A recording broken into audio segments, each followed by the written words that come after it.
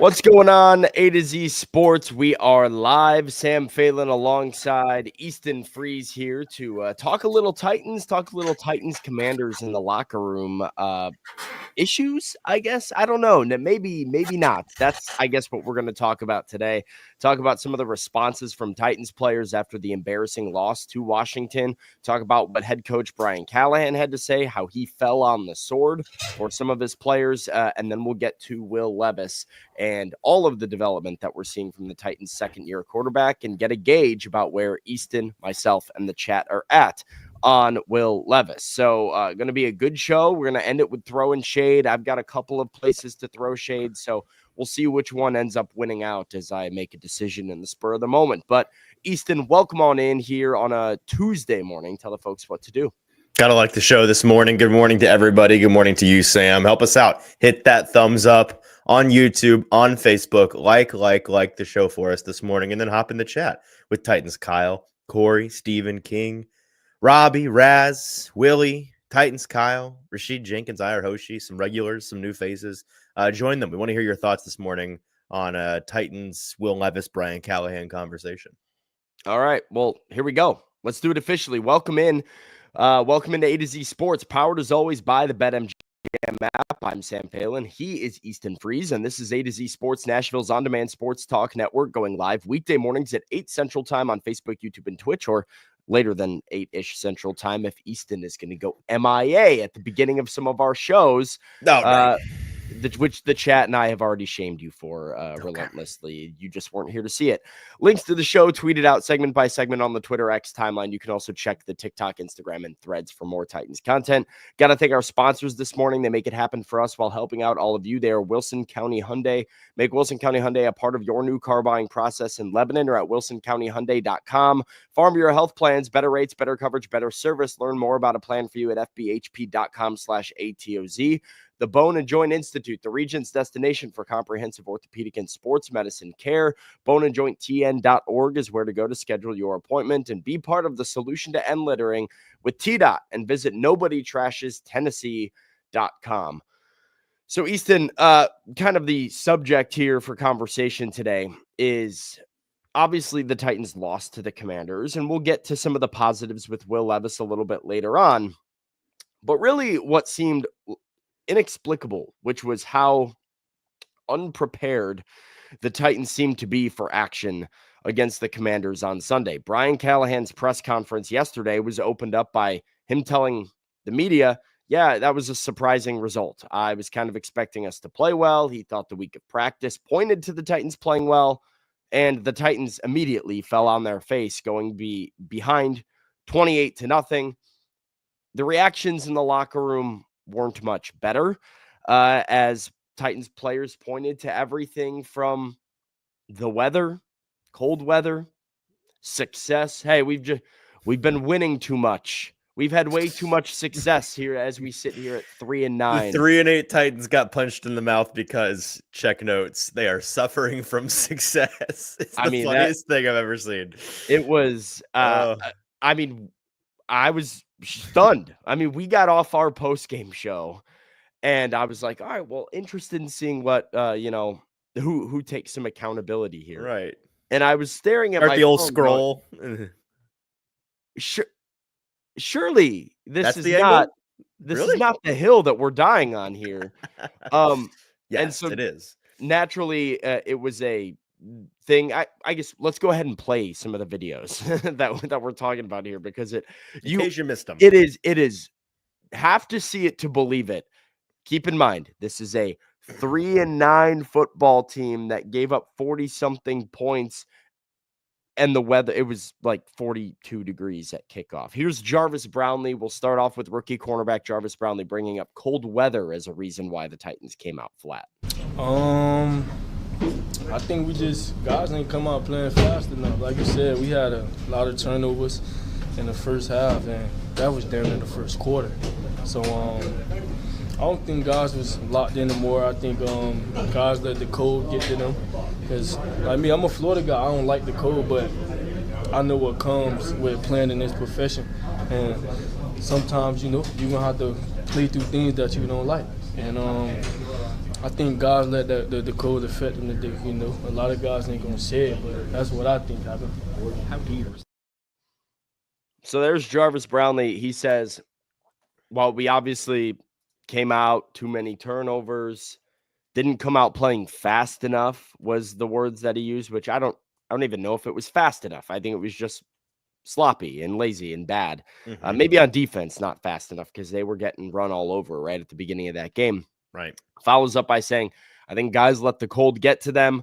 He's from Florida, so he doesn't like the cold, but he will say he understands that that's part of playing football. But the rest of these guys, I'll tell you what, man, they won't tell you. They won't admit it, but they let the cold get to them. If I was in the locker next to him, hearing him say this, I'd say, brother, we need to have a chat.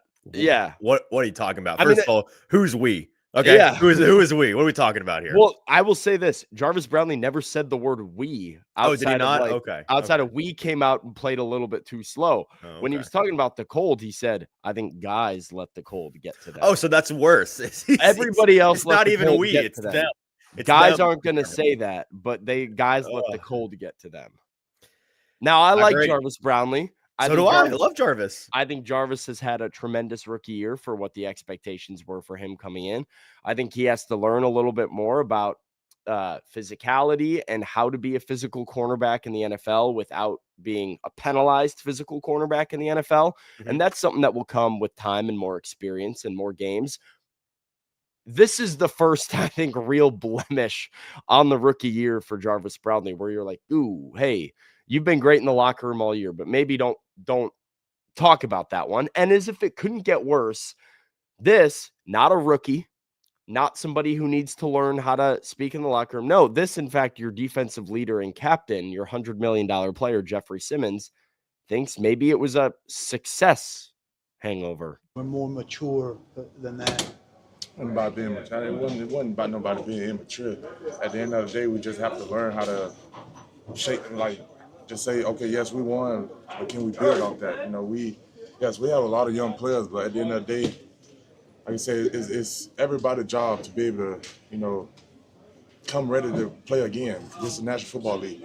They lost 3 in a row. They coming hungry for a win as well. So at the end of the day, like I said, we was hungover. We was hungover from a success from last week, and that showed in the first half. Coming out 28-0, like I said, it's going to be hard to win this league. So.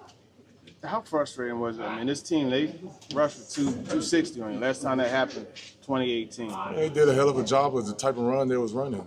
They did a lot of gap scheme runs, and we knew that coming in, and we didn't have an answer early on. Like, we didn't have an answer for it, and like I said, we could sit and blame just the front. That's on everybody on that defense side. Like I said, and start from top to bottom.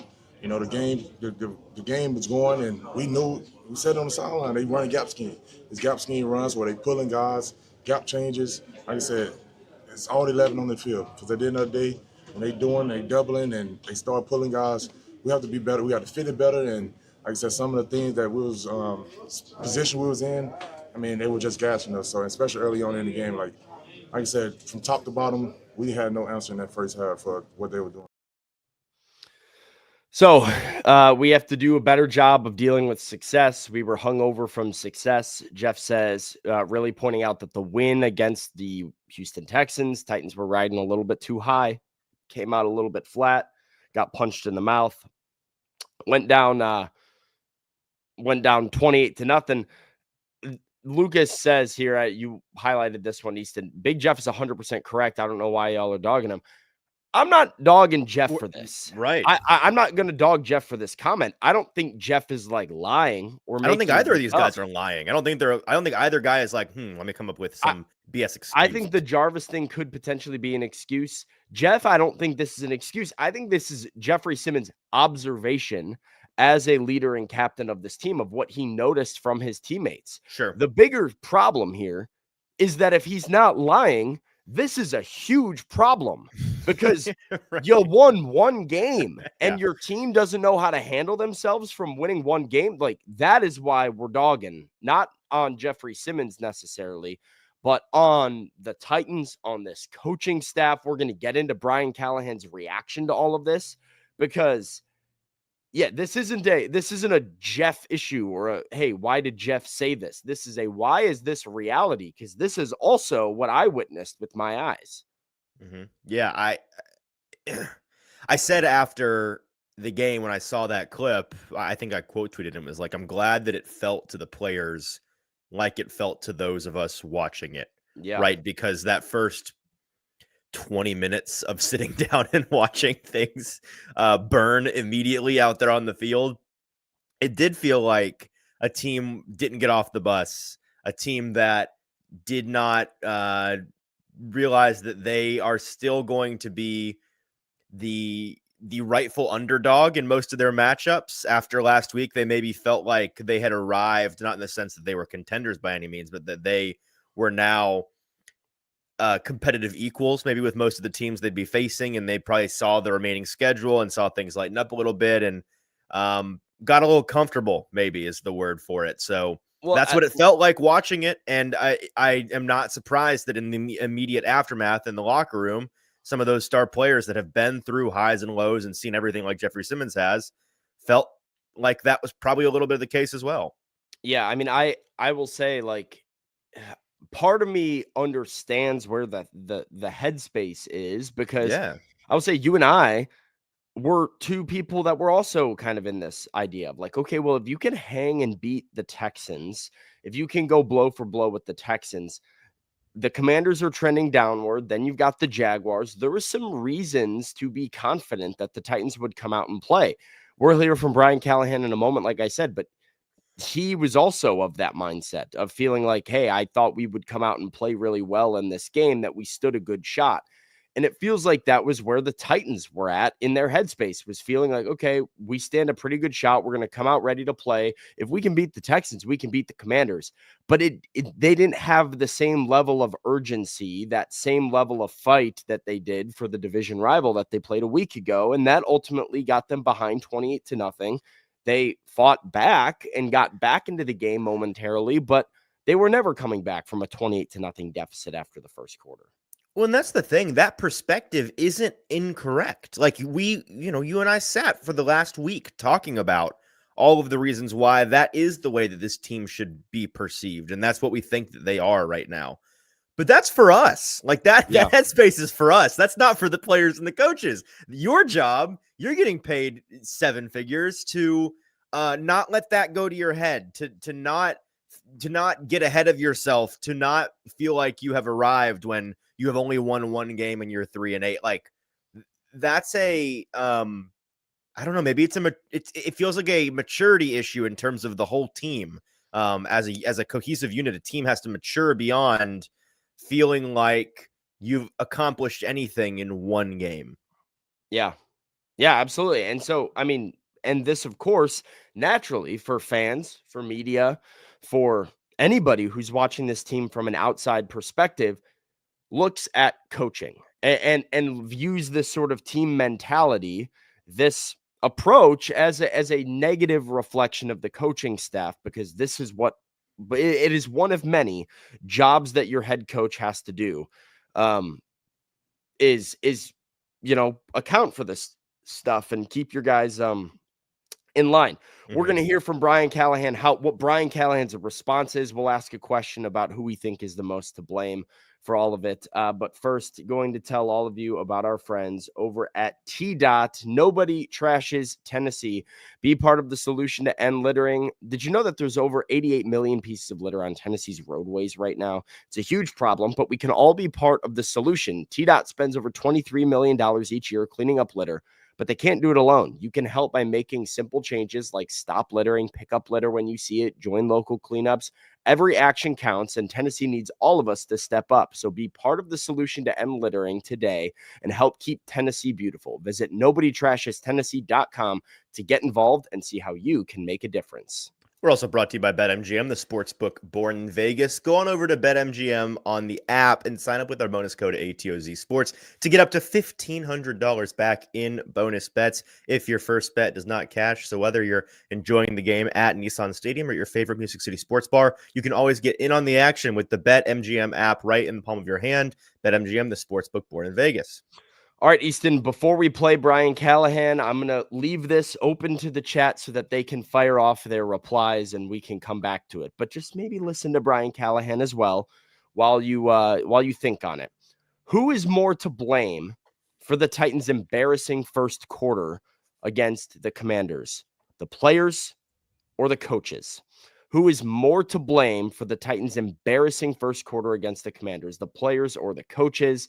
Here is Brian Callahan's response, first off, to what Jarvis Brownlee said regarding the weather. A pretty average weather day for a November, December outdoor NFL football game. Were you alarmed to hear Jarvis say that he thought guys weren't ready or didn't deal well with the cold? Yeah, of course. That was alarming to me. We practiced in it all week. We were out there all week. It was colder here at practice than it was in the game. Again, if that's the case, that to me sounds like that's an excuse. But no, I mean, that was about as fair weather a game as you could possibly ask for in December. So I can't comment on where that would have come from, to be honest, Paul. That is an excuse from Brian Callahan. However, he also responded to the idea that his team was hungover from success, and this is ultimately where he falls on the sword and takes some accountability. Wasn't the only guy that had that kind of hangover and trouble dealing with success idea. That was somewhat widespread.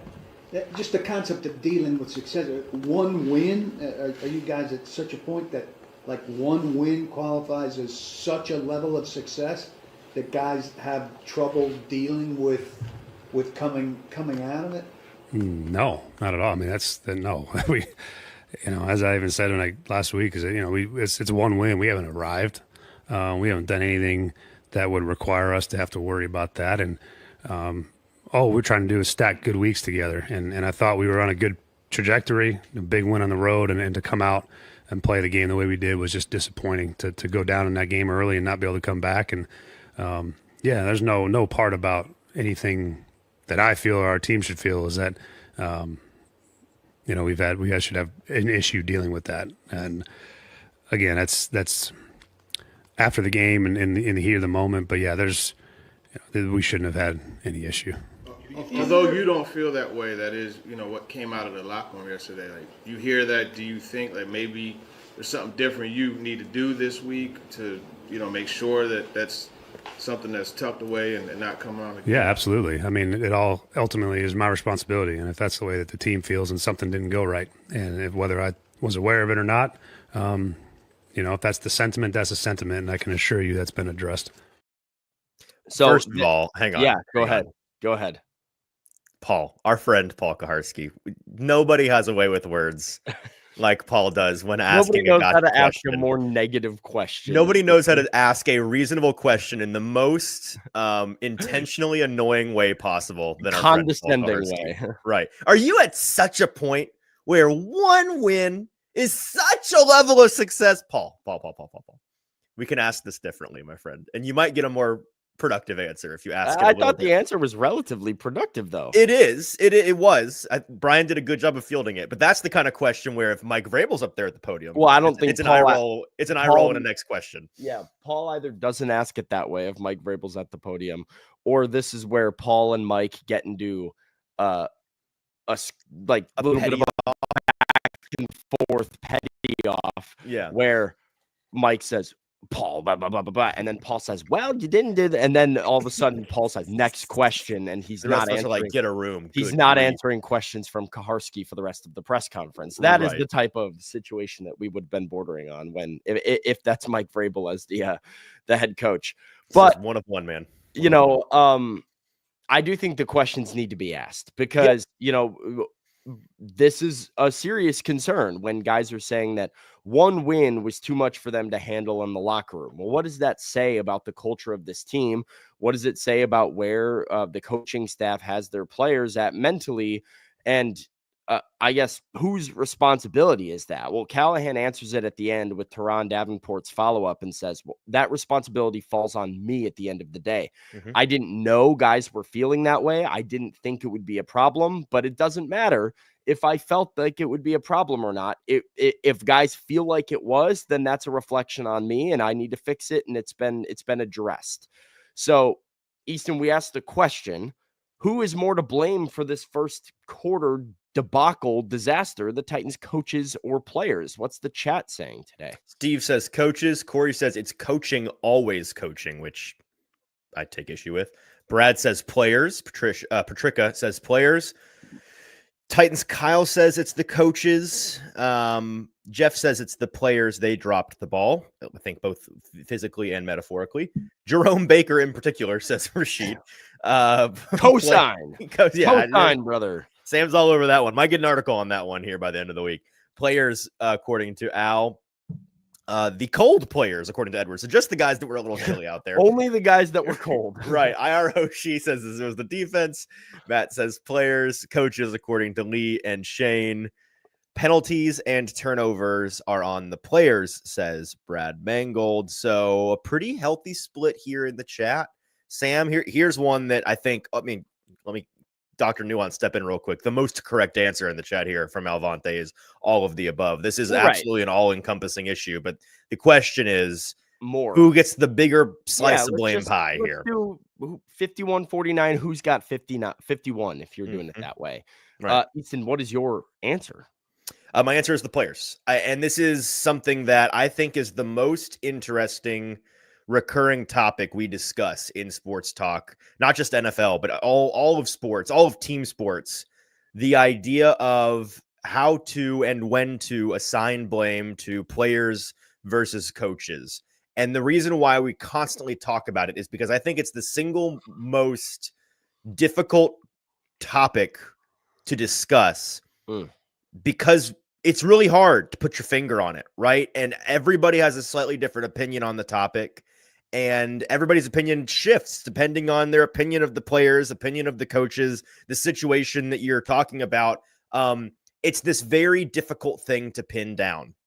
And in some sports, I think it's easier because like hockey, basketball, I don't know about you, Sam, but I watch those sports and I'm like, I see these guys get fired and rehired and fired and rehired like they're the most expendable thing in the world.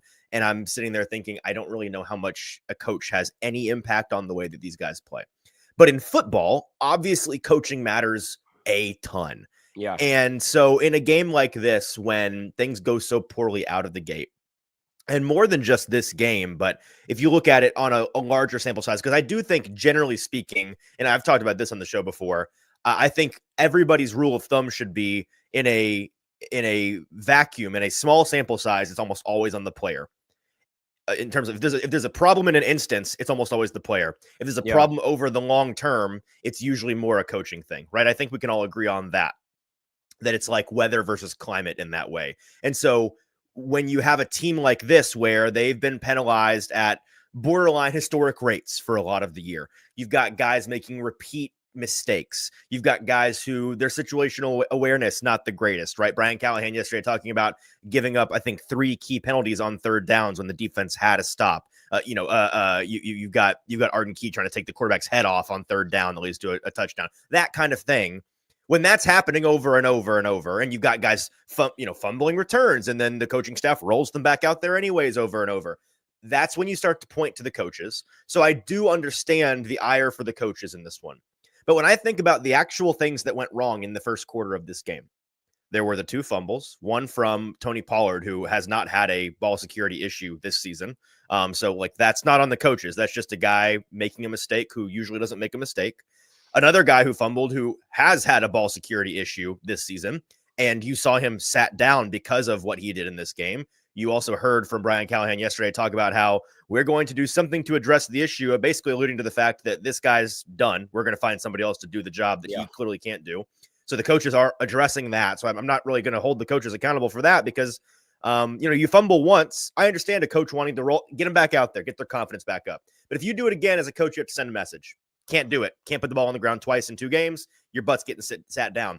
And then I think about the defense and the way that Jerome Baker amongst those who took some interesting angles. That initial touchdown run, the 40-yard Brian Robinson Jr. run, went back and watched that on tape yesterday. Going to pull it today, probably posted on Twitter. There were at least 3 Titans who took comically bad angles. That's not on the coaching because these are run fits that they have successfully fit all season long until that day. Between the tackles, the Titans were one of, if not the best run defense in the league. And then between the tackles in this game, they suddenly forgot how to play ball.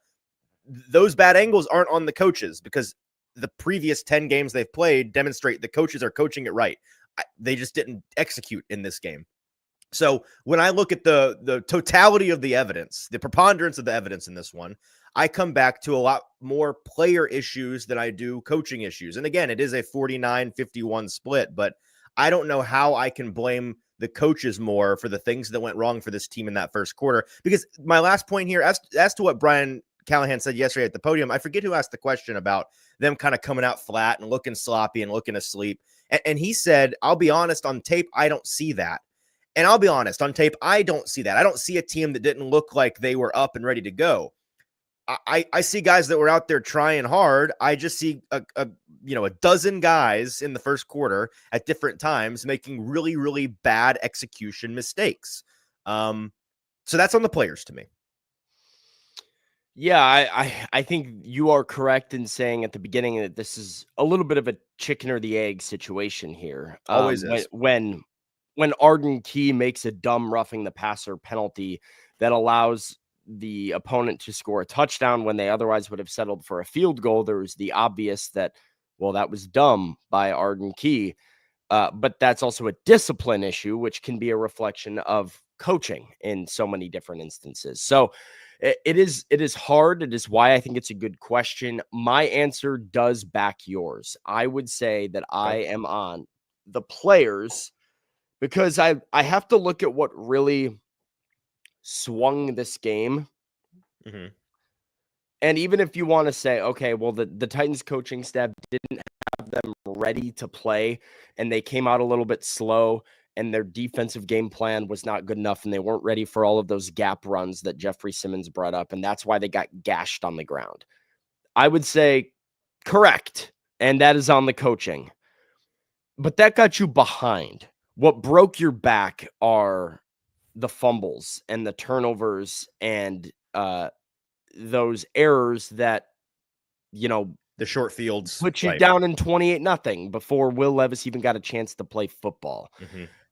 The coaches don't make the players go out there and fumble. Can the coaches be better to help ensure that the guys out there like Jaquan Jackson are not fumbling the ball? Yeah. But those are, at the end of the day, situations where all you can do as a coach, and Gerard Mayo is embracing this philosophy maybe a little bit too much in the things that he says in his press conferences, but Gerard Mayo says he's basically simulating games when he's a coach after the games start. He's like, yeah, once they're between the lines, I can't do anything to make them execute any better. Right. Which, don't say that out loud, but is true. Is relatively true. Sure. Yes. So, like Brian Callahan is not making Tony Pollard fumble. He's not making Jaquan Jackson fumble. As you said, Tony Pollard, kind of an uncharacteristic fumble. He's not forcing these guys to make dumb decisions on third down and get penalties that extend drives. And those are player execution issues where you as a player have to be locked in enough to have the wherewithal to know to play smart, play hard, and play physical. Now, maybe the Titans were playing hard and they just weren't playing smart, but, that's still on the players at the end of the day. I think you can point to the Titans coaching staff for a lot of things. Maybe the slow start going behind 14-0 was a problem, but you can get back into the game from 14-0. It's 28-0 that breaks your back, takes you out of this thing, and then forces, in my eyes, even more quit. The fact that it was 14-0 then is supplemented by a fumble, which turns into 21-0, which is then another fumble, which is turned to 28-0. Well, now the level of buy-in from the entire sideline is at an all-time low, and it spirals. And credit to Will Levis, who we'll get to in a couple of minutes here, for playing them back into this game temporarily. Mm-hmm. But you lost this game in the first quarter, and I think it was a lot of really sloppy and lazy plays by the Titans players that ended up doing them in. Yeah, so two things. One, to your point, it is those longitudinal things that point me away from the coaches and towards the players, because again, what actually broke their back, right? On these run fits. You talk about Jeffrey Simmons talking about not being ready for this gap scheme that they're going to be hit with. I don't know why, because you have handled that. This is football 101. You have handled gap scheme runs not just well, phenomenally all year long. The coaches clearly know how to do it because for 2.5, 3 months now, they have gotten you to do it at a really high level. They have coached the defensive fits there well. And then in this one game, you didn't do it. I think you're just being dishonest if you say that's a coaching issue. If all of a sudden the players aren't doing the thing that the coaches have taught them how to do, fumbling the ball, coach it, like literally the coaches can't. I mean, I understand the calling for Colt Anderson's head all the time, but it's in those instances when Jaquan Jackson fumbles and everybody on Twitter goes, you got to get this Colt Anderson cat out of there. Wrong time. Yes. No, not. Why? He's not fumbling the ball. Colt Anderson has a direct impact on who his returners are. So that's where I'm getting. And that, yes, I get what you're saying. Let me get there in a minute. But ultimately, it is the things like that where the coach can't go out there and do the thing for you. I had a long conversation off the record yesterday with somebody who has a lot of experience in coaching, trying to narrow down how this works and like what maybe a coach's perspective is on the coach versus player blame game looks like. And obviously it's different perspectives for folks that haven't coached and just watch the games versus people that know what it's like to have to coach players up. And ultimately what I came down to in that conversation was the number one thing coaches can control is who isn't out there, right? Rewarding and punishing players for the way that they play.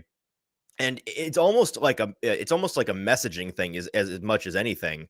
The optics of you as a coach saying, I'm as infuriated with this as you guys are. Jaquan Jackson drops the ball twice in 2 games. We have to sit him down, right? And so that's where, to your point, a guy like Colt Anderson is absolutely liable for getting guys out there. And when you saw that happen in that game, I know you talked about it on Twitter in the moment. I talked about it on Twitter in the moment. It's like, anything Jaquan Jackson does from here on out on the football field is on the coaches because they're the ones continuing to put him out there. And so that's where I put blame on the coaches. When guys are consistently becoming an issue, you can't continue to roll them out there as a coach, or it's on you.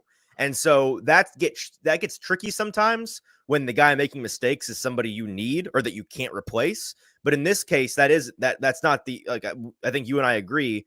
Jaquan Jackson absolutely can be replaced in that role, and they're going to try to address that this week. But it's when, J.C. Latham false starts in the first play. Well, as a coach, like you really punish J.C. Latham. Like you got to have J.C. Latham out there, but those are not the things that I think people are upset about. Is like nobody's upset at Brian Callahan for J.C. Latham false starting on the first play of the game. Those are not the things, because what else did you expect Brian Callahan to do? He was going to send J.C. Latham out there. He was going to make a play call. He doesn't have to say, hey, JC, don't false start here. But I do think people are upset with because in the first half of this game, the Titans were penalized 13 times, which I read Ben Solak at one point in the middle of the game tweeted like 13 penalties in the first half is the most penalties for any team in a half in a gajillion years. I forget what the actual stat was.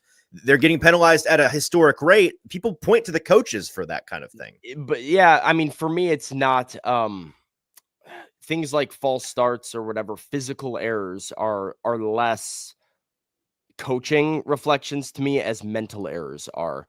It's things like, so like which penalties do you think are a result of? I think roughing the passer on Arden Key is a lack of discipline in your players. I don't think bad teams do dumb stuff like that on third down. Agreed. I think your illegal contacts on third down. I think all of these illegal shifts and motions that they do are a result of scheme and how much you run your scheme and how prepared guys are to run the plays that they're called. I think on special teams, there's been a lot of that. I think, we don't have to rehash the argument that's gotten you in trouble a little bit, Easton, but I think all of these illegal, with your right tackle lined up a foot behind where he needs to be lined up, that got me in trouble. I don't think I'm in trouble at all. I stand by everything I said. All right. Well, those types of penalties are examples to me of things that, if your team was well disciplined, if you had run it enough, if you had looked at it enough, don't happen. Things like oh, well, this guy, he tackled and he grabbed the face mask because he was trying to recover and his hand got caught up somewhere. Those things, okay. Like, that's a physical error. You didn't want to try and tackle with the face mask, but it's discipline, it's execution of the things that should come effortlessly to a good football team that I think are things that reflect back on your coaching staff. So fair enough. Let's spin it a little bit more positively. Let's talk about one of the good things that did happen in the game. It's the guy that you see down at the bottom of your screen to the right, Will Levis, who stayed hot. Was he overwhelmingly amazing? No. But I think Easton, you, me, and Brian Callahan all had very positive takeaways from what we saw from the Titans' second-year quarterback. Going to tell you all about what Brian Callahan had to say in his reflection on Levis, and then what we think it means for him moving forward. Before we do that, going to tell you all about Farm Bureau health plans. You might not be able to rely on these Titans players to go out and execute, but Farm Bureau health plans is always going to execute for you. Better rates, better coverage, better service. Learn more about a plan for you at fbhp.com/ATOZ. Farm Bureau health plans have been serving Tennesseans for over 75 years. And while so much has changed over the years, including coaching changes and player changes and more is what, still going to change, like special teams coordinators. Some things have stayed the same. Farm Bureau Health Plans has always valued personal relationships, especially when it comes to good health and good service. You can plan on them for health, dental, and vision. So for better coverage, better rates, and better service, go to fbhp.com/ATOZ or walk into one of their 200 plus locations across the state. We're also brought to you by BetMGM, the sports book born in Vegas. Use our bonus code ATOZ Sports when you sign up today to get up to $1,500 back in bonus bets. Samuel, have you looked at the line for Titans Jaguars this week? I have not. So whose line is it anyway? Titans at home. Jaguars almost won a game. Titans favored -2.5. But I think by the fact that you brought it up means there actually might be underdogs at home. No, other way. 3.5 point favorites for the Titans. They're giving you the hook on the Titans at home, which is interesting. The last time the Titans were, getting the field goal and the hook at home, I can't remember when it was. But that's, I'll just say it's an interesting line from Vegas. I'm not quite sure what they're up to on that one because we did see the Jaguars with Mac Jones last week almost beat the Texans. I'm assuming it'll be Mac again based on the way that Trevor Lawrence got killed by. Clearly, it doesn't take much to almost beat the Texans or beat the Texans. So fraudulent team. Yeah, fair enough. Well, if you want to bet on the Titans, -3.5, be my guest and do so over at BetMGM using our bonus code ATOZsports.com. Or no, just ATOZ Sports at BetMGM.com. Do that. Yeah. All right, here we go. There we go. I didn't know if you were done there. Seamless transition from me. Masterful stuff. Here we go. Okay. All right. Well, we're talking Will Levis. We're talking number 8 down there because the progression has not been linear all the time. It has not been this constant ascension from Will Levis, but he was pretty good, all things considered, in the game on Sunday. The completion percentage is something a lot of people like to bring up regarding Levis, but, multiple drops in that game. The situation was obviously not a great situation, starting out 28-0. Brian Callahan did give him a lot of credit for that and shouted him out in the press conference for stacking what is now 4 good games in a row. Here is the Titans head coach reflecting on Will Levis. On the Levis evaluation front, basically handed a 28-point deficit early and then asked to throw the remainder of the game. How did you feel his 4th game post-injury went? Yeah, I think he did some really positive things again. He's stacked really 4 weeks now of growth and good football. I thought he made a couple really fantastic plays. And again, when you're dropping back that many times with that kind of deficit, you're getting everybody's best stuff. You're getting their best rushes. They're getting their best pressure. And I thought he did a nice job of trying to keep fighting through the game and finding completions. Still got things to work on. But I'm very positive on the things that he did in the game throughout the course of it that showed that he's still growing and still getting better. And again, there's plenty of things that he's got to keep continuing to improve on. and some things that we can keep manufacturing in practice to help them, particularly with the pocket and some of the escapes in the pocket where we're not taking 1 yard sacks. We're getting on the perimeter and maybe making some plays or getting a chance to extend it. So those things are things we'll continue to hammer.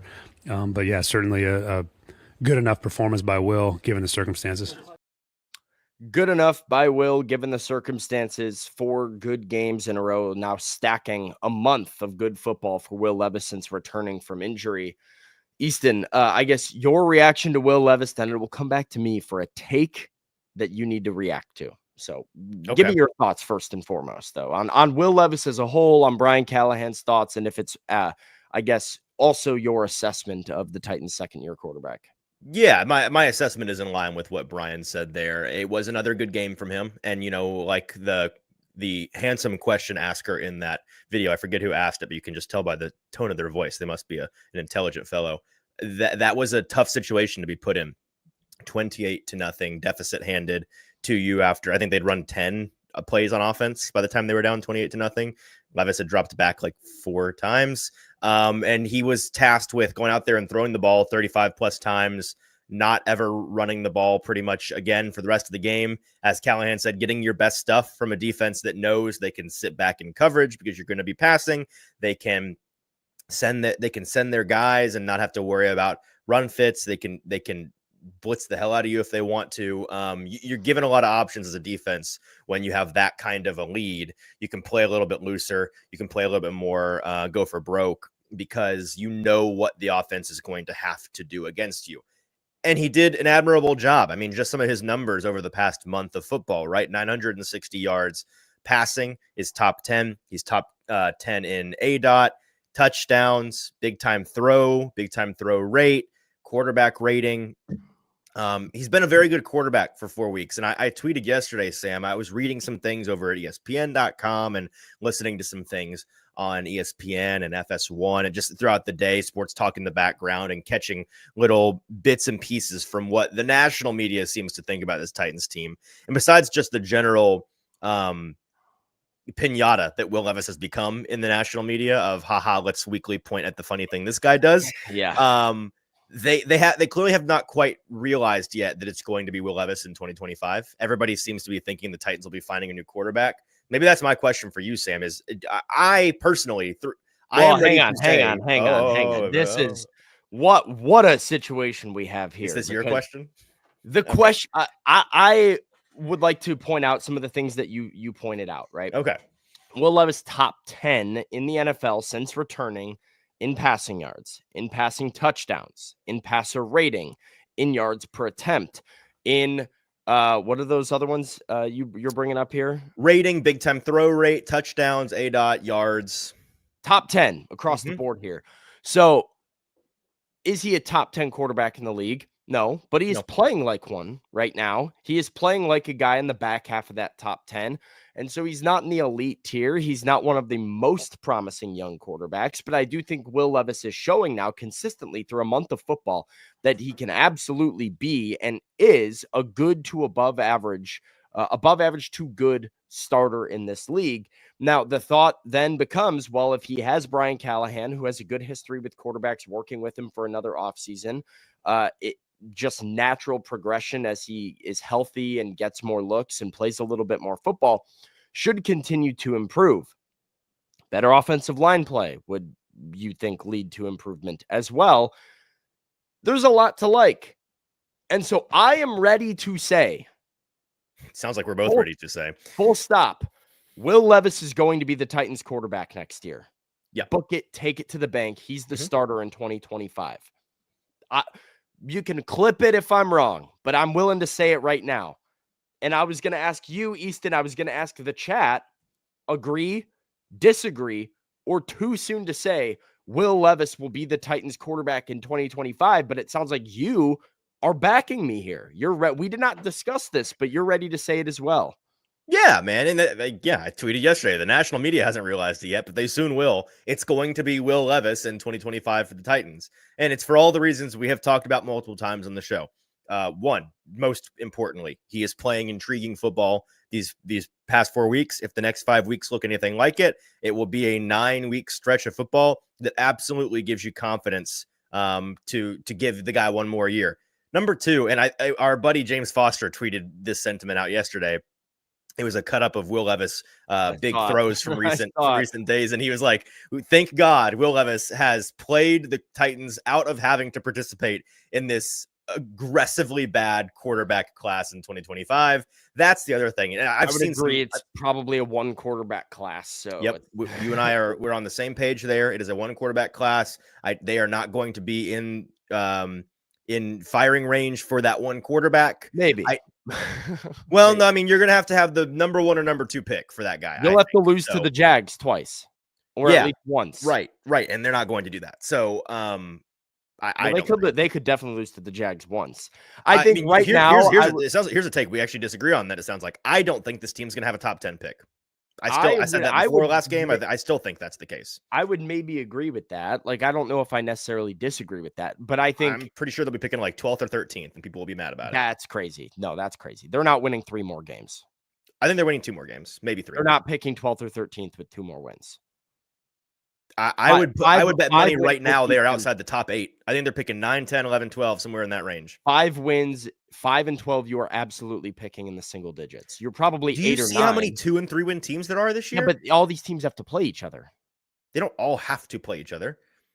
I mean, and the Titans are a part of that. Again, they played the Jaguars twice. They played the Colts. I agree. They are not. Just mathematically, 5 wins is not going to have you at picking 12th or 13th. The league is going to improve a little bit. 9th beyond that. So yeah, I think there's a good chance they're picking in the back half of that top 10. I think 7, 8, 9 is probably the range that I expect them to be in. Now, I will say this is a different conversation if they lose to the Jaguars on Sunday. If they lose to the Jags on Sunday, they'll be up in the top 4 again, like looking at potentially the number 1 pick. Really? I mean, you'll be at 3 and right at 5. Yeah.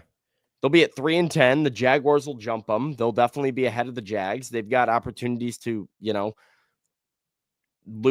jump some other teams by strength of schedule and whatnot as that continues to play out the rest of the way. So, we'll see what happens this Sunday. I would agree with you, though. Generally, I don't expect them to be in the range to grab Shedeur Sanders, which you probably need the number 2 pick to do, or the number 1 pick. Depending on who is number 1 pick or the number 2 pick with a team that doesn't desperately need a quarterback picking in front of you. I think Jacksonville picks in front of you and they have number 1 and you have number 2. You're probably okay. They probably take Travis Hunter and you're fine and you can get Shedeur. But do you really think, like, here, random side bet here, who do you think as of today will end up with the number 1 pick? I don't think it'll be Jacksonville. I think it's going to be the Giants. The Giants or the Raiders. Yeah, I mean those are 2 of the 3. By the way, everybody can give me a round of applause in the chat, please. Antonio Pierce, maybe the worst head coach ever hired, continues to be an awful head coach now. Was this your take back when the Titans were interviewing him? I was saying, like, burn the whole damn franchise to the ground if you hire Antonio Pierce, because that man can't even coach a high school team to success. That's not the joke, not an exaggeration. No, that's real things. That's history. Did correctly happen when he took over a Southern California juggernaut and led them to 5-7 and missed the playoffs, then quit, went to Arizona State and got kicked off the staff because of recruiting violations. That is the guy that the Raiders decided to hire as their head coach. Yeah. Hey, but he did such an awesome job as the interim. People love the players. Max Crosby said he was going to quit the team if they didn't hire. Max Crosby was going to retire if this guy wasn't made his head coach. Right, which was true. And because absolutely, God forbid Max Crosby have to play for Jim Harbaugh. Right. That bum. That would be awful. Speaking of coaching, the biggest upset of the year might be the fact that Doug Peterson is coaching this game against the Titans. 5 weeks ago, I would have told you there's no shot the Titans are facing a Doug Peterson Jaguars team. I thought he was fired after the London games. I cannot believe he's still on this staff. It doesn't matter. I mean, he's obviously he's pre-fired. Like, everybody understands. I think Sean Kahn's trying to avoid getting like an interim boost. You don't want to get a little interim boost. Oh, no, see, that's good. That's good inside baseball right there. Yeah, you get the interim boost. You accidentally win a game. All of a sudden, like, that's actually that's fantastic point. And I think that's the reason why all 3 of the 2-win teams right now are still at 2 wins. Jags, Raiders, Giants, all three hanging on to their bum. Is Brian free player Daboll going coach. to get fired? Well, so he's the one. I don't know. Actually, that's fair. Maybe not. Maybe not. I'm not sure if he Here's should. a rumor that I heard the other day that got my Chicago ears perking up. Is Kyle Shanahan going to get fired? No.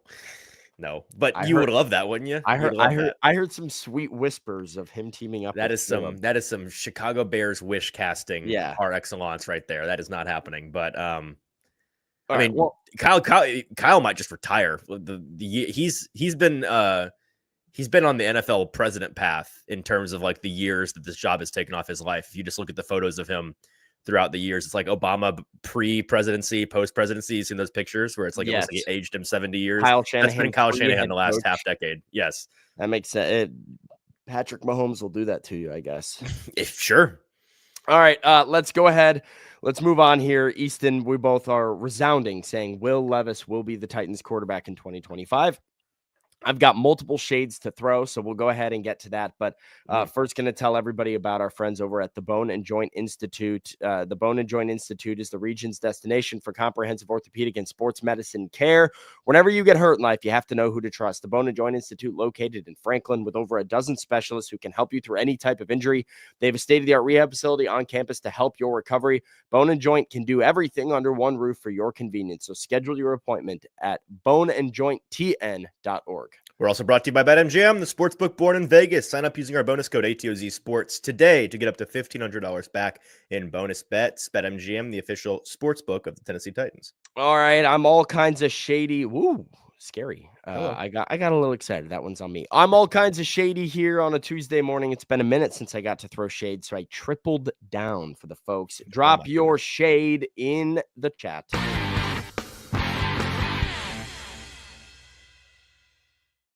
Throwin Shade, it's brought to you by Wilson County Hyundai. Make Wilson County Hyundai part of your new car buying process in Lebanon or at wilsoncountyhyundai.com. Put your shade in the chat. Let us know who's getting shaded here on a Tuesday morning. And Sam, I don't know all of your shades, but I have a feeling that we have a joint shade. I think one of your three is probably it's possible. Yeah. Does one of your shades revolve around the dirtiest player in the NFL? Yeah. Okay. All right. Well, we can talk about that because there's a little news on that this morning that I feel like should be addressed. So, well, I mean, we can go ahead and get to it right now. Let's folks in the chat fill up the chat with your shades. We want to hear them, but we'll give you a second to come up with them. While you do that, the dirtiest ahead. player in the league in Easton, I feel extra vindicated this morning because I have made assertions in 2024 about a certain former Titan linebacker, Aziz Al-Shaair. Is that Al-Shaair or Al-Shire? I never know, but never knew. At least I spell it with two E's, unlike most of the NFL media that AZIZ yesterday. Now, Aziz was great with the Titans. No other way to put it. I really enjoyed him in the locker room. I really enjoyed watching him play football. He felt like a very good leader for this defense. He was all over the place, played hard, talented football player. I thought made the team exponentially better and was a big piece that I felt they were going to miss in 2024.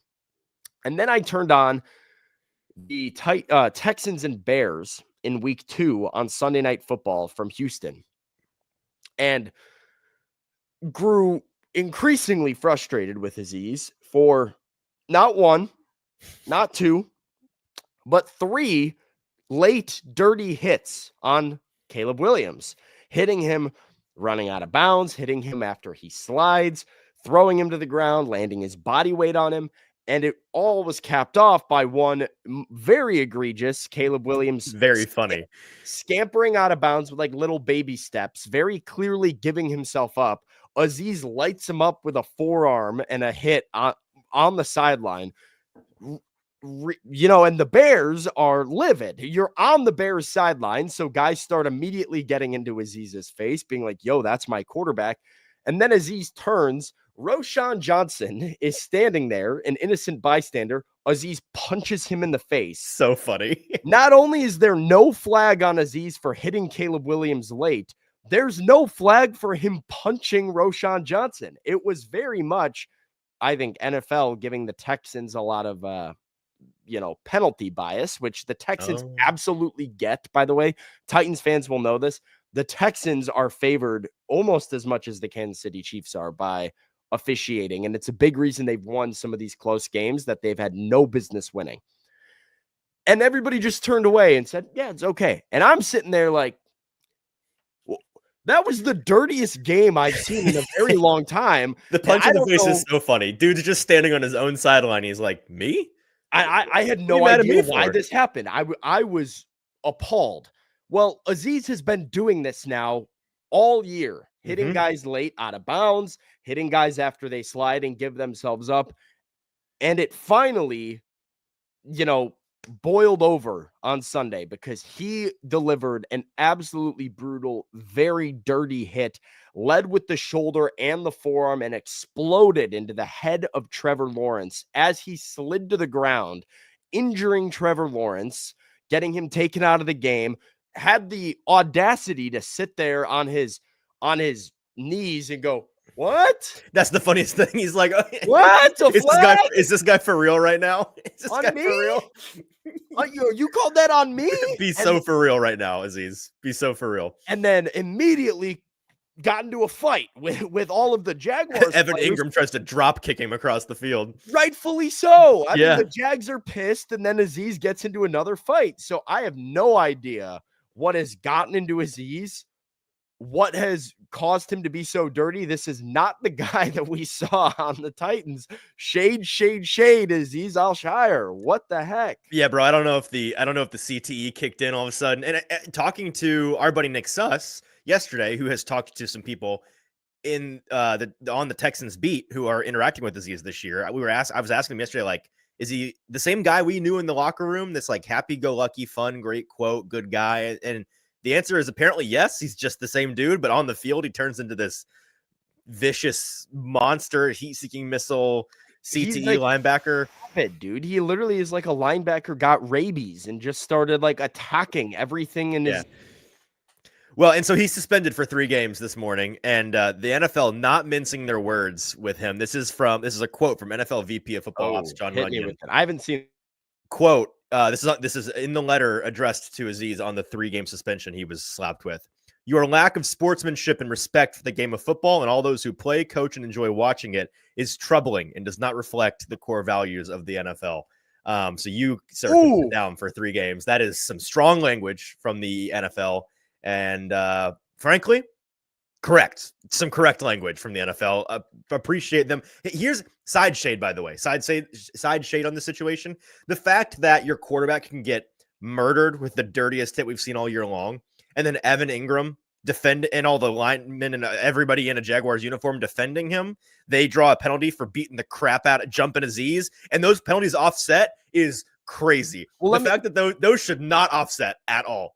Crazy. Well, this is why I was so furious. I'm like, he hit my quarterback and then punched an innocent bystander and got no ramifications whatsoever. Right. It was pawn takes queen, both get knocked out of the game, and it's just you get away with that? That's crazy. Let me also say this. This is important context that I want to say to add to the shade, because people like Lou in the chat here, like Lou is saying, well, this is old school football. This is just a football play.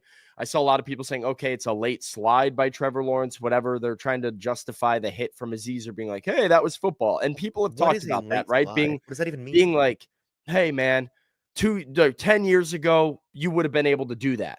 And I agree. Yes. Right? It is not dirty in the sense that this is a play that is so out of the history of football, but it is removed from football today. Mm-hmm. And I don't think it's fair. What makes it dirty is that Aziz is playing with the aggression and physicality of somebody playing in 2010 when Trevor Lawrence is not. Had this hit been legal, had we knew it was legal, Trevor Lawrence doesn't give himself up so carelessly and leave himself there to be destroyed by the linebacker. The fact that this is known as, hey, you can't do this, and then you do it, is what makes it so bad, and it's what makes Lawrence not able to protect himself. I'm trying to think of a good I don't know. The other thing is who it came from. Illegal. Who'd the hit come from, right? Because if it was some random linebacker who were just like, oh man, we like The fact that Aziz has been dirty for 3 months is a big part of this, right? Well, Like if it came from some guy that had no track record and it's just like, oh man, bang also bang play, also right? true. But this is a guy that last week against the Texans, we saw him hit Tony Ballard out of bounds by like 3 yards. Like he's been doing it every game all year. And he did get flagged for that one, and Yep. here he still is hitting guys like I brought up Caleb Williams week 2, Mhm. and here it is this week and last week, Week and the 13. probably the week before. Like it's been a constant issue. So it does matter who it came from to Greg. I mean, I guess it doesn't matter in like the grand scheme of things. This is a bad, dirty play, regardless of who it comes from. But I think the penalty is so strict. You here. lose the benefit of the doubt when you're Aziz Al-Shaair doing this. I just think the idea of like the argument for like, well, this used to be football is like being like, well, we shouldn't get in trouble for drunk driving because it used to be okay. We used to not be. I used to be able to pop a top without a seatbelt. It used drive to home not from be work. illegal to not wear to wear no seatbelt and drink and drive. Right. Well, correct. And then we realized it was very dangerous and we made it illegal. And so you can't do it anymore. Like, duh. Yeah. And yeah. like, so that to me is like what we're trying to do here. I mean, yeah, is Greg Williams on the Texans staff? Maybe there's an investigation that needs to be done on Greg Williams as well and see if he's gotten hired. So shade on Aziz. I don't know. I really don't know what's gotten into him and what has made him so. I don't know. Was he like this with the Niners and then just got tamed with the Titans for a year? No. Two things on this, by the way. One, I saw this thrown out. Should players, when they hit a player like this, how would we feel about suspensions that you are out as long as the player you hurt is out? Ooh. I don't know how that might be kind of messy with the enforcement, but like the spirit of that rule, all of a sudden you've got a team that's like playing. It's a divisional game. You've got another game against the Texans coming up, and you're like, hey, you're still hurt, right? Like, right.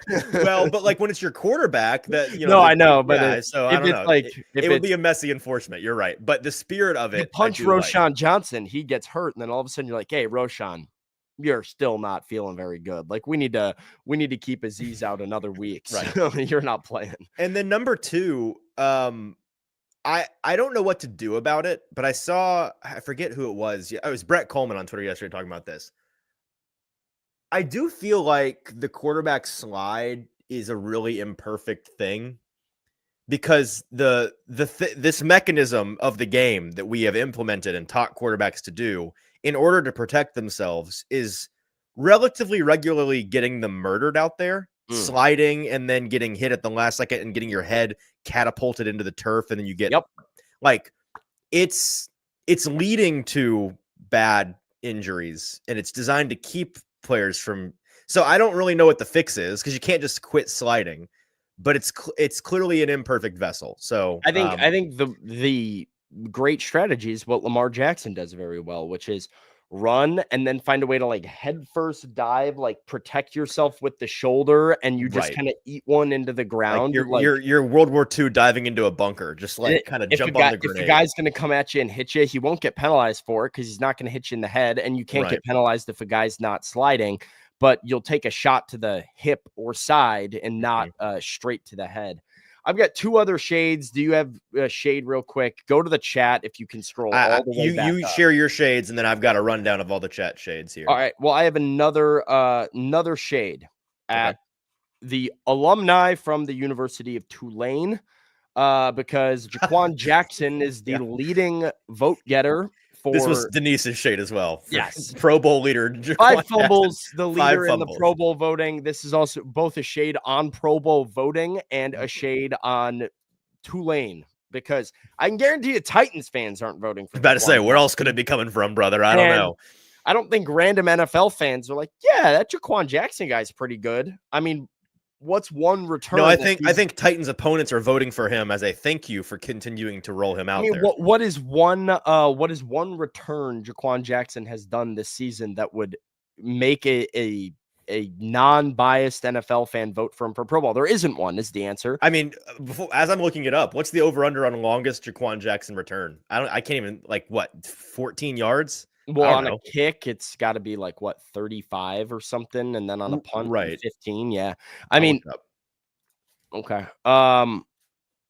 So yeah, it's Tulane. It's the Green Wave coming in here with the vote. Shade on them because That list comes out stop. yesterday, and you're like running through it. You're like, Don't yep, yep, yep, yep. don't Who? Who?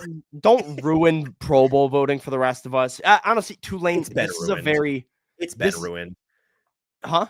The Pro Bowl voting has been Oh, ruined. This is correct. But it's already garbage. this Tulane, look at me, Tulane. This is a Tennessee move. This is a voting Jalen Hyatt and Hendon Hooker to the Pro Bowl move. You make yourself look worse by doing this. Yeah. If Jalen Hyatt and Hendon Hooker didn't play popular positions, if they were like an inside linebacker or whatever, like James Pierce is going to be an 8-time Pro Bowler because he's just going to get voted in by Tennessee 24/7. Stop crazy. it. Get some help. If Jabari Small was the Titans kick returner, he would be a first team all pro from fan voting. So Tulane, Right. don't do it. Last shade from me, Easton, shade on Xfinity. Shade on Xfinity. Yeah. Because I've been trying to get Wi-Fi in my new apartment. There was a comment that you starred from Bork right at the beginning of the show saying Sam is in a new room every show, which is correct. So the reason why is because I have to go somewhere that I have Wi-Fi. And Xfinity has delayed my Wi-Fi for over a week now. I'm supposed to pick up the router today. So let's hope. I mean, how can they even do that? They don't have a router? They haven't had a router for you for a week? Not sure. What's going on? It's been difficult. I've had to do it with one guy specifically. I've had to call this one guy specifically because he sets up the Wi-Fi arrangements for the people in my apartment building. He has been unable to get back to me. I finally heard back from him yesterday, so I'm getting Wi-Fi today. I find it hard to believe that the international conglomerate internet company doesn't have a router available for you. No, I'm sure they have a router available. The guy has not been able to get back to me. He's delayed and delayed and delayed. This was supposed to happen on Friday, but I think it was the holiday last week. And then, some people don't work on Black Friday and then they don't work on the weekend afterwards. And so now maybe he took Cyber Monday off. I don't know, but I'm finally able to hear back and go get my router today. So the hope is that I will have a relatively permanent setup starting tomorrow. Well, by the way, Jaquan Jackson, long on kick returns, 34 yards, averaging 25.8 yards per return, which is 5 yards worse than just a touchback. And then punt returns along with 20 yards, averaging 7.7 yards per return. Nice. With five fumbles mixed in there for you. So Pro Bowler right there. Pro Bowl player. All right, we have one super chat from Zach that. who said, realistically, Sam, do you see Callahan back next year? Also, Levis, can't wrap my head around spending money and being worse. Very difficult to wrap your head around indeed, but I just told you I see Will Levis being back. I think there is an even better chance that Brian Callahan is back. I would be, unless things really, really bottom out and the Titans finish 3-14 and it continues to look like a bunch of quit efforts. Yeah, if they spot 28 points to the Jaguars the next two times they play, maybe we're having a different conversation. Like team starts to turn it in. There's a full quit. Maybe I'd entertain the maybe Brian Callahan is gone conversation, but they did not bring in Brian Callahan to win immediately and be a one and done head coach. I don't see how it's productive for the long-term trajectory of the organization to move on after 1 year. I think he's definitely going into year 2 on the hot seat, needing to make some significant improvement in year 2. You need to see some growth, but I do think Callahan and Levis both back in 2025 from where I'm sitting right now. All right, so rapid fire some shades from the chat, and then we'll get out of here. First of all, Caps earlier in the show said, are you saying that Austin isn't paying us 7 figures? Correct. It's 6 figures, but not quite 7.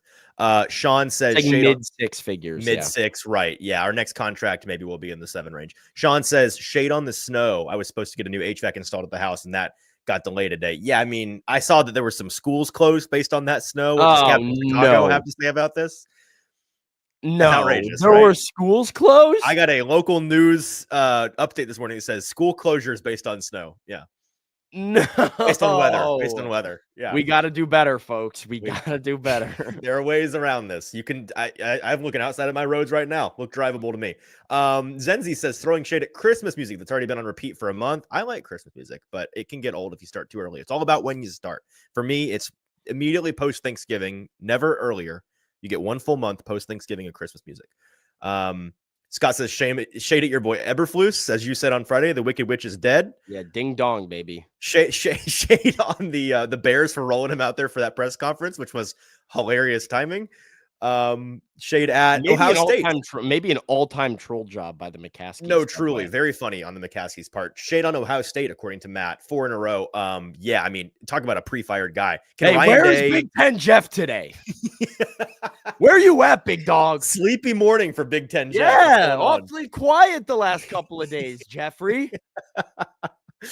Does Ryan Day survive that? Like, he's fired, right? They need to win. I think he has to win at least 1, maybe 2 playoff games. Okay, I think you're right.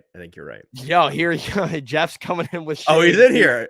Read my shade. Okay. All right, you fire back off because it is buried, brother. So, Jeff, bring your shade. Resend the shade for us, Jeff. Resend the shade. I'll read it. I'll be looking. Meanwhile, Lane says shade on Austin Stanley for saying Manning should be starting over Ewers. Shade on Lane, frankly, for thinking that that's incorrect. Clearly, Manning should be playing over Ewers because Ewers is a terrorist of a quarterback. He's not good, and Manning is. So I don't know what we're talking about here.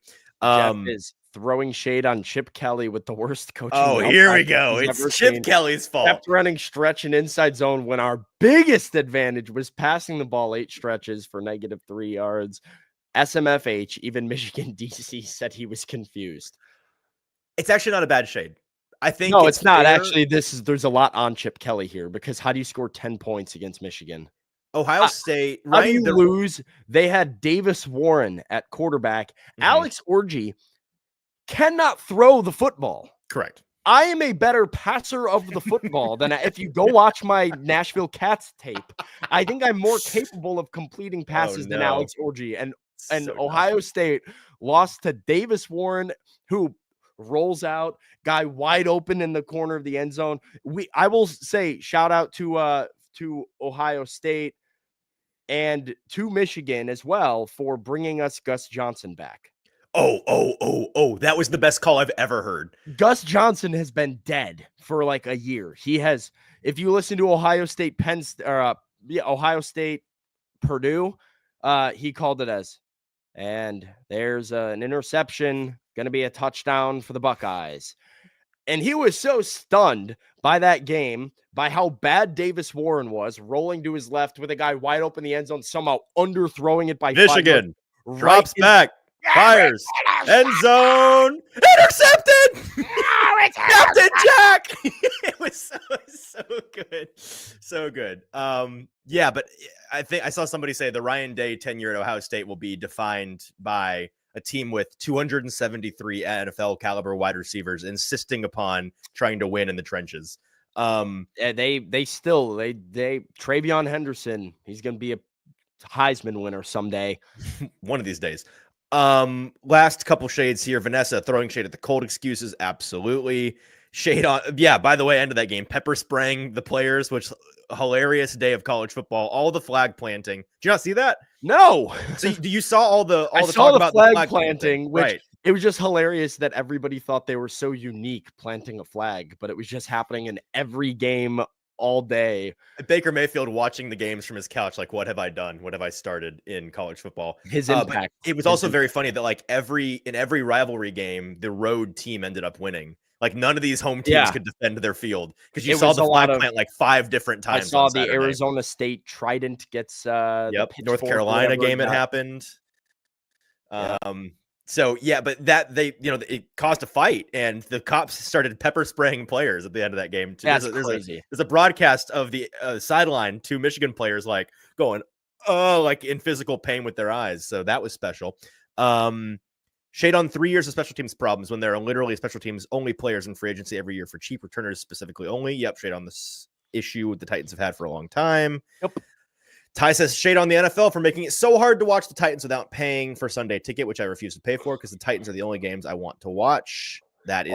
Are you in Tennessee? Because if you're in Tennessee, get I'd imagine not, because Well, I'll otherwise. say most Titans games have been on Paramount Plus this year. Oh, really? Didn't Any know games that. that are on Interesting. CBS, if you have the premium Paramount Plus subscription, you Look not at you, only look get at you, CBS company man. you not only get Survivor I 47. was gonna say, what's up? What else is on Paramount Plus, You Sam? not only get ad-free Survivor 47, you also Oh. get it's like $11 a month, and you get live TV from whatever your local CBS station is. So any Titans games on CBS, you get it on Paramount Plus live. That's how I've been watching a lot of them. You can also get them through the NFL Plus subscription. Some good corporate shilling there, Samuel. Patrick says shade on the fans who are saying Levis is a franchise quarterback just because he's improved within 4 games. No, I don't think anybody's saying franchise quarterback. I think we're just saying next year. Starter next year. Starter next year. There's a difference there. And then finally, Demetrius, shade on Texans coach D'Amico Ryans for saying that the Jags players overreacted. Is that a thing that he said? I did not see this. And if so, that's crazy. They did not overreact. They did exactly what you were supposed to do, which is jump the guy that just did that to your quarterback. So there we go. That is the shade. Great shade segment today. A banner shade segment. Appreciate everybody. Oh, and news from our buddy Austin Stanley here at the buzzer. Aziz Al-Shaair is appealing his 3-game suspension, which is an all-time heat check. That's crazy. The guy can't read the room. Well, the only reason I think this is okay, what is the Texans schedule coming up? Because if really, you have like really hard. So that's why Chiefs. he needs to play. Yeah. Well, I mean, I guess I don't know. He'll be back. You just in time to play the got to Titans take again, off the right? easiest games. You got to go be not on the field for the easiest games, but they'll need you back by the end. Yeah, they've got Ravens, Chiefs, Titans. So 3 Dolphins, juggernauts. Dolphins, Chiefs, Ravens are the next 3. Yeah, and then the Titans. Tough. So four juggernauts. Yeah. That's right. Well, they'll be back for that 4th. He'll be back for that 4th juggernaut. Thank goodness. He'll be back in time to murder some Titans players with a dirty hit in the last week of the year. So that's good for Aziz. All right. That's our show, I think. Yeah, that's our show. Thanks for tuning in. I'll be back with A to Z Sports Primetime later tonight. So filling in for Buck Rising on the Primetime show. Easton, you will be back tomorrow morning, I believe, with Austin Stanley on the A to Z Sports Morning Show. More content going written content, article format on A2Zsports.com. Make sure to check that out and subscribe to the channel. Like the show before we go. Till next time. See you later.